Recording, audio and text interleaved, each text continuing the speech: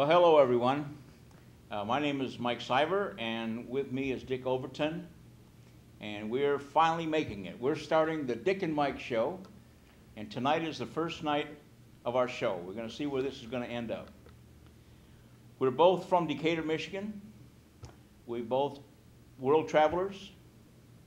We got some interesting stories.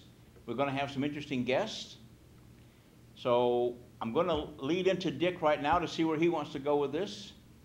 And we're going to talk, I think, a little bit about politics. A little bit about politics, Mike, and also, we were talking yesterday and then on the way up here, something that ties into what you've done as a career and kind of what we all witness, in our culture. And what made me think about it more today was the Pope's in town, so to speak. Yep. And I thought back over the last few presidents and even this one, and the precarious position that religion has played in faith, and the separation of church and state myth, and the arguments about this and that. And yet, here we have a state visit, if you will, with the Pope, and he's fully ingrained in our political system today. But as you and I were talking about, it's a rather curious transformation, and it's fairly recent in our history. When you go back to the Declaration of Independence, for instance, and I know there's historians out there from Western Michigan University and U of M and anybody else, and probably screaming at their TV right now, don't misstate this, but in general, the world was pretty much filled with czars and dukes and princes and kings and that type of thing. And along comes the United States and said, we've had enough of this. The colonies have lived under it for 100 years or more. And they form a document with they form a country with a cornerstone document that says, basically, we believe in a God, a creator, and from that human rights flow and that type of thing. Throughout our history, one of the famous addresses by Lincoln referred to faith. Roosevelt at World War II called on the faith and the strength of the Almighty, that we will, in our just might, will win. So more recently in our generation, it's sort of been taken out of the culture. And as you and I talked about, it's interesting. It's a good discussion to say, what has that done to us? In other words, if you're in a grade school and you see a sign over the door that says all men are created equal, and someone just lightly, without getting into the Mormon religion or the Methodist religion or anything else, says, well, Bob, Susie, you live in a country that we believe is under God, not under the current king or duke or czar or the blue bloods that inherit it. North Korea, guy died and gives his kid a country as an estate. So ironically, you would think that in the public sector that's attached to governmental entities, which has been extended to schools, there's no parent schools anymore, you would think that's the one place that you'd be allowed, or it would be acceptable to have reference to that or be a part of the daily thing. And yet, it's been completely removed, even by lawsuits. I mean, what is that? What do you think in your counseling? We talked about this before. What do you think that's done to us as a nation to not have understood, just at the very ground level, that what we do politically and socially, it was based on some type of morality that we thought would be good for everybody?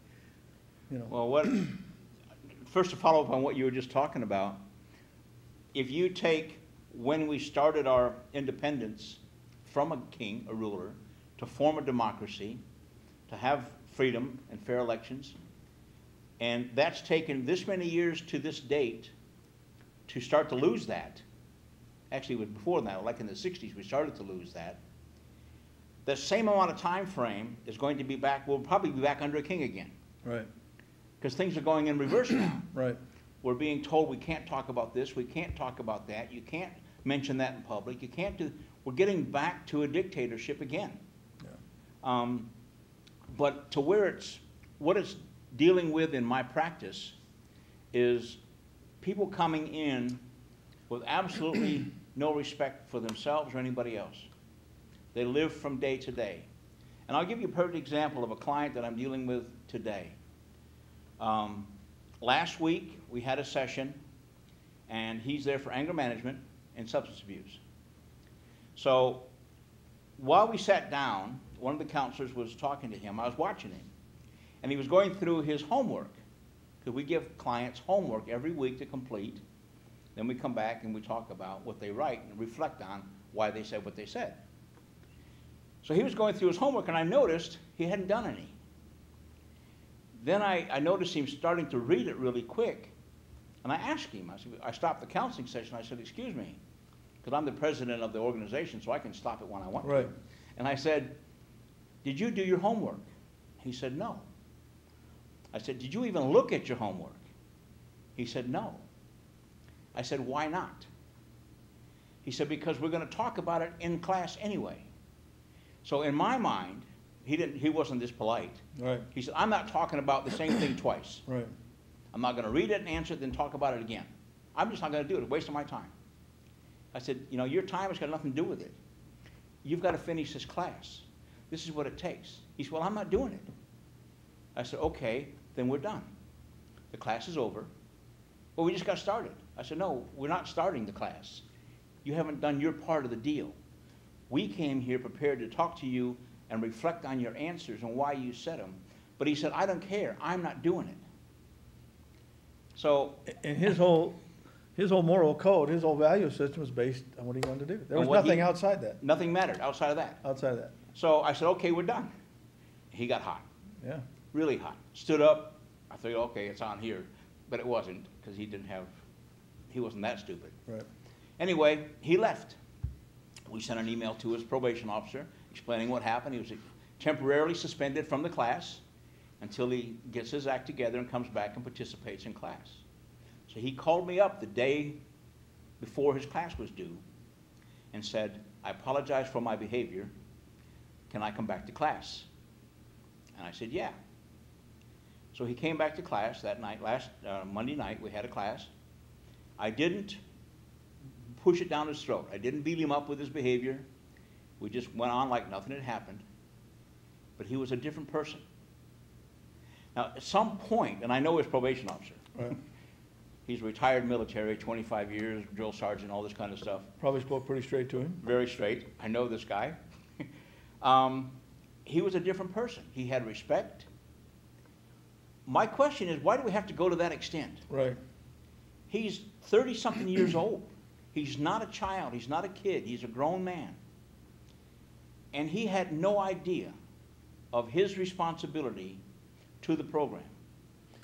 No moral code outside. None whatsoever. His inconvenience, his attitude, that was the only measurement he went by. It got down to the basics of, when I was there, the girls that were doing his counseling, and we have a specialist in anger management, she was trying to work with him, so much so that he was actually running the program. He was doing it his way, and she was feeding into it. So I stopped that, and then I had to explain to her, because she's younger, much younger girl, very qualified, but needs a little bit of experience.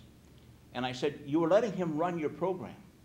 Can you understand that? Then she started to see, she said, yeah, I didn't realize that he was talking me into doing it his way.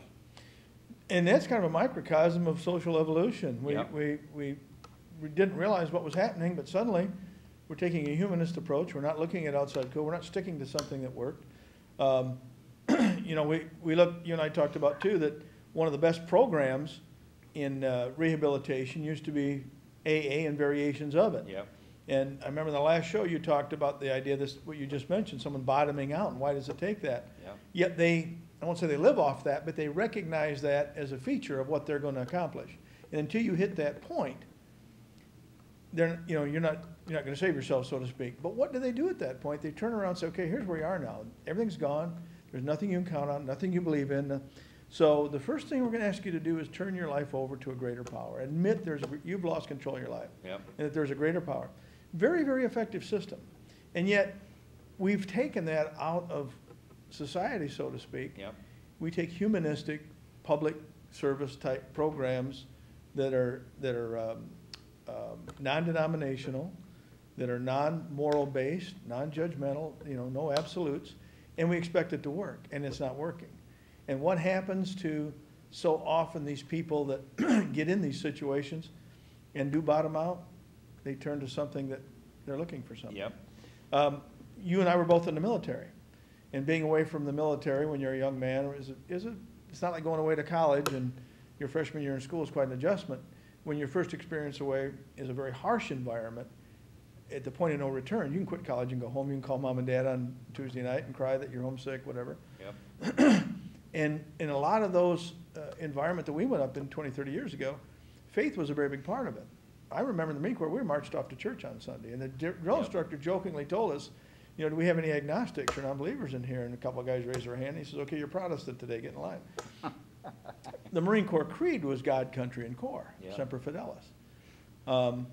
Very big part of who we are, and yet somehow we've gotten that out, not just for the simple prayer and school essence, but it's not a part of how we operate.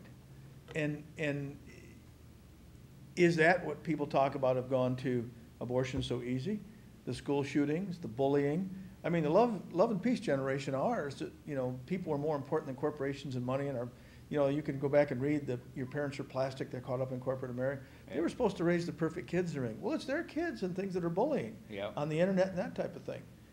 And that code is gone. That I don't know what it would be like to grow up in a country, because we were in the tail end of it, if you recall. Right. Where this wasn't a part of who we were. Well, it's scary because, as you said, to grow up without a code.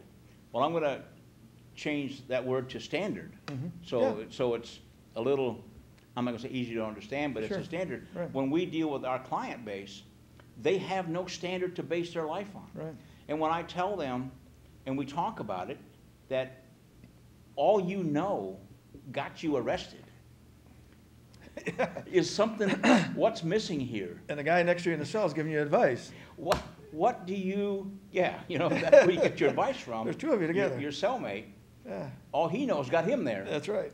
I said, you know, let's look at another option. Right. And you know, we're sort of hamstring right now ourselves with the legal system. Well, that's what I wondered, how free you are to do that. We do it to a certain level. Right. We have no problems. Our counseling is Christian-based. That's one thing we make very clear. But we have to be careful. And that's, I find that a little abrasive. But, we have to be a little careful. The courts will not assign anybody to a Christian-based program, to a Christian counseling program. And it says that in the title, they won't sign you to it. Now, we have in all of our classes that range from 4 weeks to 36 weeks, depending on the issue, one group, 1 week in there is always about faith, Christianity, where to turn to, how it can work, how it can help you, that kind of stuff. And we've had clients go back to the courts and say, I don't want to go to that counseling session because they talk about God all the time. Well, we gave the courts our program. They can look up and see how many weeks we talk about God, how many weeks we talk about this, and they look at him and say, no, not all the time. No. You're wrong. You need to go back and finish. And we get that so much, they use that for excuses not to attend the program. So if they skip that class. And they were taught growing up in school, you know, everybody's a constitutional scholar. When you know, you can't do that because it's a public entity, it's a school, it's a jail. You can't do that here. That's not true at all. Historically, it's not true. In practice and preference, lately it's been true. People have given into it. But even the talk about one nation under God, you want to talk about a political tie between God and the government, you know, our money. That clearly is the cornerstone of our republic. We are not going to be under a king or a duke or a czar. I mean, it's our identity. It's the first thing they said. Ironically, the first reference to faith or a creator or a God was not a religious statement. It was a political statement. We're going to set up a government that we believe people should live under kings, dukes, and czars. I once had an English major diagram that, you know, how you can diagram, and she was kind of amazed when it talks about when it doesn't serve, you know, these principles, and you go back.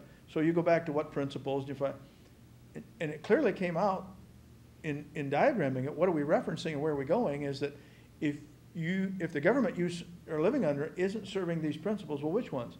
Well, the belief in a God and your inherent rights and that type of thing. And wow, that's who we are. And you don't, by court decision, remove that from the political arena. Now, as a private citizen, I can't send a government agent over to your house and say, we're going to study the Bible today. But in the public entities that ironically are tied to the governmental entities in our public discourse, it's ironic that's the one place the Founding Fathers would think it's appropriate. And yet, that's the one place it's been removed. And you look at what it's done, I think, and a lot of other people, it's a current argument. And it's going to be, I think, Mike, it's going to be a big part of this campaign, because they always used to say, don't pick on the social issues. They're bad news. Yeah. They're in there already. Yeah. A lot of how we treat people, equity, everything from gay marriage to God in church to, this time around, it's going to be, people believe that we've been in a cold war, so to speak, cold culture war, and it's now getting hot. Yeah, it's a Cold War amongst ourselves. Right. Completely. And where it becomes difficult is when you're dealing with the client base that I have, and even some of the people that we know, Sure. in showing them what works and what doesn't work, and how to have a base, or have a guideline, have a standard. And a comment we talked about before was when I go to the jail as a chaplain, I go to the jail every week. And I ask them to look, because some of these jail people know the Bible better than I'll ever know it. Right. They memorize it. They know scripture and verse down to a T. Right. And they will rattle them off in a heartbeat. Right. You talk about a topic, they're going to give you a scripture and verse for that topic. And I'll say, okay, but are you practicing? Are you Right. walking the walk, or are you just talking the talk? Right. Which we talked about last week. And then I'll ask them, tell me a Christian that you know, tell me a person that you know who believes in God and lives by that belief. And have you ever seen him in jail? Right. And they say no. Right. I said, that's got to tell you something. And you know, and I've seen many times when I was in law enforcement and people are despondent, and a couple of times I was involved, you know, where people that were going to take their own life. And in varying ways and in varying words, there comes this theme that I'm no good and nobody cares about me. Yep. And the big one is I'm no good, I'm no good. Well, it used to be able that you could step up and say, nobody cares about you. Wait a minute, there is somebody who cares about you. And if you can't say that anymore, Yep. and if that can't be a part of who you are, it gets pretty bleak out there. It gets pretty dark.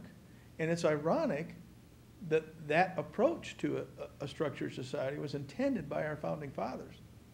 Again, it's ironic when you think the Constitution is sort of the Robert's Rules of how we do things. Right. How we're going to be elected, what, you know, the Yep. Bill of Rights then limited the government, that type. It came after the Declaration of Independence. The first thing they put pen to paper on is who we're going to be as a people. And they declared that we're going to be a nation under God, we're going to believe it. Yep. And yet, how did we get where we're at? Well, I don't know.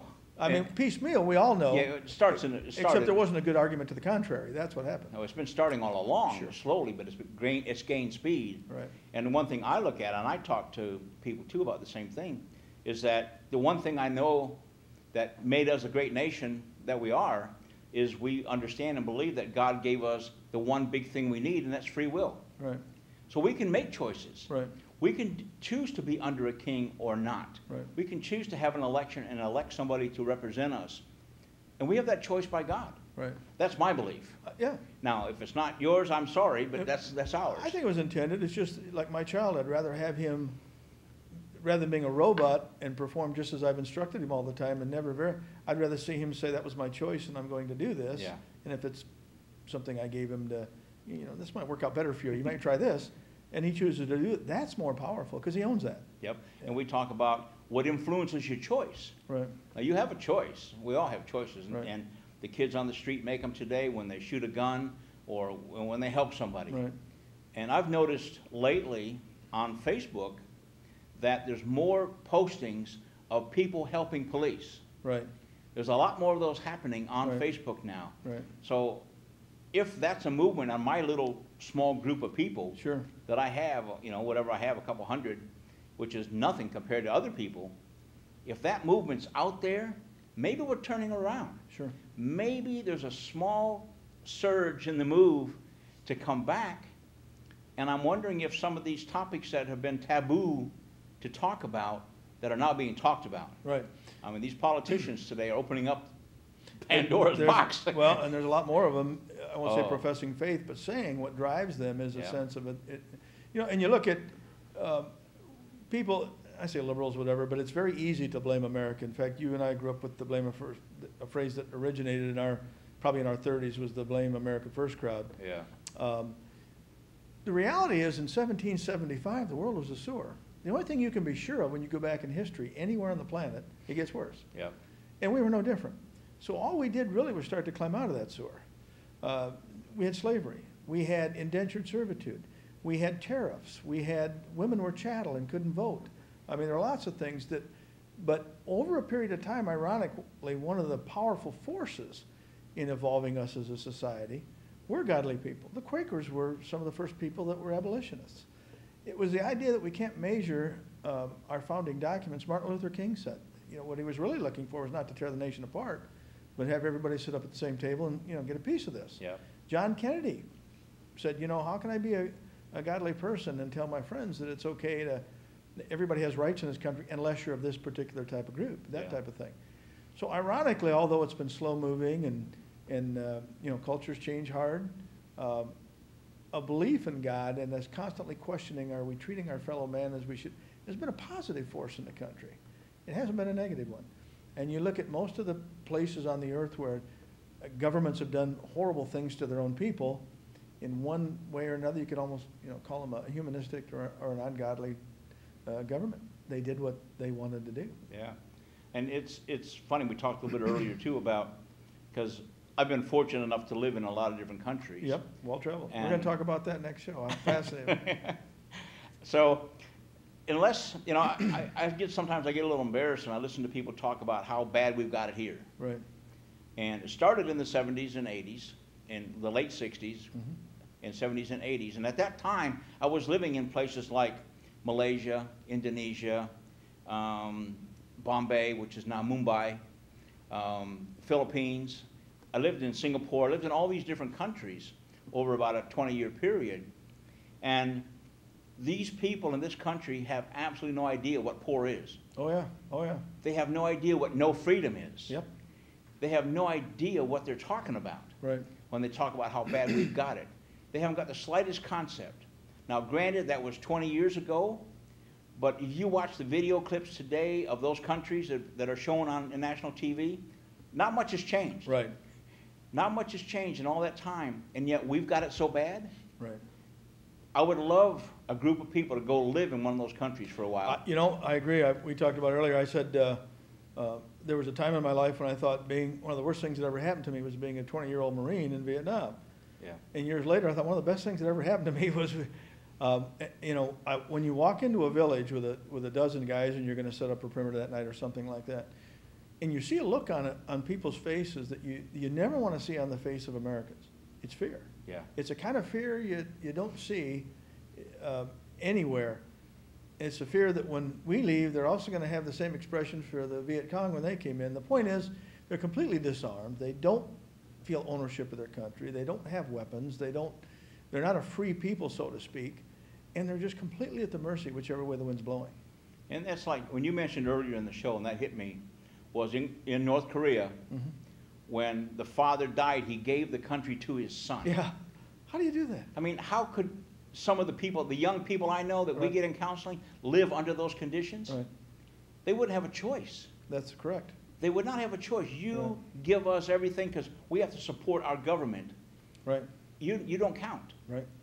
And these people, I feel sorry for the people today. We had a young exchange student in my hometown who was from China, very bright young man, and he gave a little seminar towards the end of his school year, which I attended.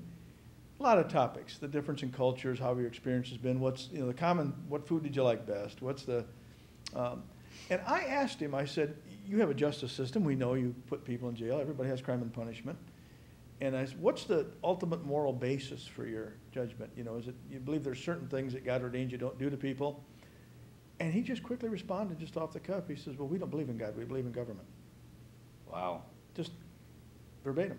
And I said, So you better hope the guy in charge is nice and benevolent, because if he's not, and I look how far we've come, and you talked about the 60s and 70s and that type of thing.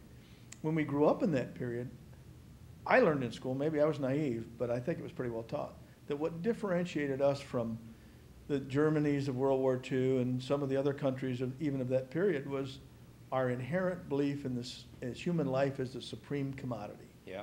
Everything we did, we kind of, you know, if you're mistreating a fellow man, or you're not taking care of this person, or you're not extending right, you got to sit and think, is that really, you know, what we should be doing? And that's what's propelled us to move forward, re-examine, correct, and go on. And if you think, if you lined up 3 80-year-old men together, and I've done this before in a speech, and I've said, do we have any 80 people here? And 3 guys stand up. I said, okay, imagine that this gentleman was born, and the minute he died, the next one was born. And the minute he died, the next one was born. And today, this man turns 80 years old. The lifespan of those 3 men together exceeds the age of this country. Think about that, 240 years, not 240 years. So you think about the sewer we crawled out of, and people sometimes get impatient.